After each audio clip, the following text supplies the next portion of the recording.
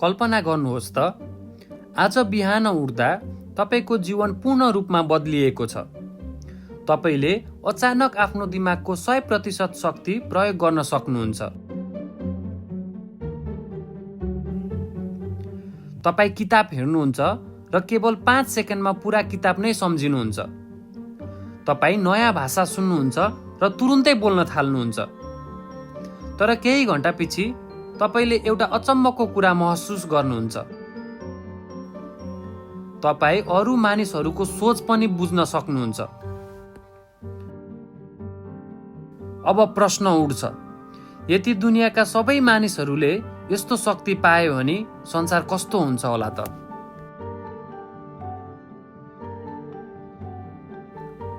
पहिलो दिनमै संसार बदलिन थाल्छ। विद्यालयहरूमा विद्यार्थीहरू महिनौं लाग्ने कुरा केही मिनेटमै सिक्न थाल्छन्। एकजना विद्यार्थी जसले हिजोसम्म गणित बुझ्न सक्दैन थियो, आज जटिल समीकरणहरू समाधान गर्न थाल्छ। केही मानिसहरूले एकै दिनमा 10 वटा भाषा सिक्न थाल्छन्। तर यो केवल सुरुवात मात्र हो। केही महिनामा नै संसारको प्रविधि 100 वर्ष अगाडि बढ्छ। नयाँ ऊर्जाको स्रोत, नयाँ औषधि र नयाँ कम्प्युटरहरू बन्छन्। संसारका वैज्ञानिकहरू अन्तरिक्ष यात्रा अझै सजिलो बनाउन थाल्छन्। संस्थाहरू जस्तै नासा नयाँ ग्रहका मानव बसोबास योजनाहरू बनाउन थाल्छन्। तर यहाँ एउटा समस्या आउन थाल्छ।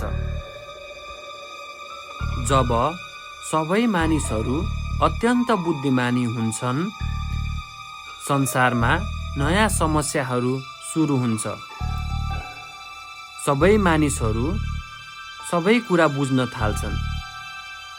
झुट बोल्न गाह्रो हुन्छ, किनकि मानिसहरूले एक अर्काको भावना र सोच सजिलै बुझ्न थाल्छन्। झुट बोल्न गाह्रो हुन्छ, किनकि मानिसहरूले एक अर्काको भावना र सोच सजिलै बुझ्न थाल्छन्।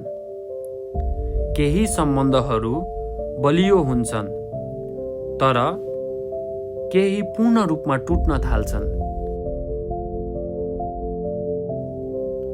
अब काम गर्ने तरिका पनि बदलिन्छ। डाक्टर बन्न 10 वर्ष लाग्दैन। केही महिनामा नै मानिसहरूले चिकित्सा ज्ञान सिक्न सक्छन्। इन्जिनियर, वैज्ञानिक, पाइलट सबै पेसाहरू छिटो सिक्न सकिन्छ।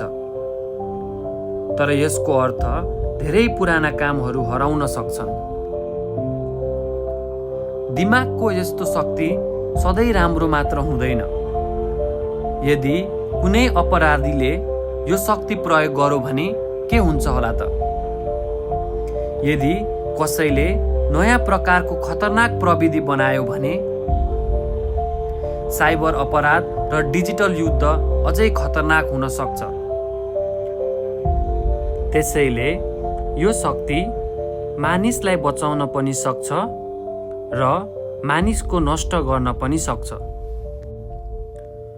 सबैभन्दा ठुलो प्रश्न त अझ नै बाँकी छ। यदि मानिसहरू यति धेरै बुद्धिमानी भए भने के मानिसहरू अझै खुसी हुन सक्छन् त? किनकि कहिलेकाहीँ धेरै कुरा बुझ्नु पनि मानिसहरूका लागि गाह्रो हुन सक्छ। यदि मानिसले दिमागको 100% प्रयोग गर्न सक्यो भने संसार पूर्ण रूपमा बदलिन सक्छ। तर अन्ततः मानिसको वास्तविक शक्ति केवल दिमाग होइन, हाम्रो निर्णय, नैतिकता र मानवता पनि हो।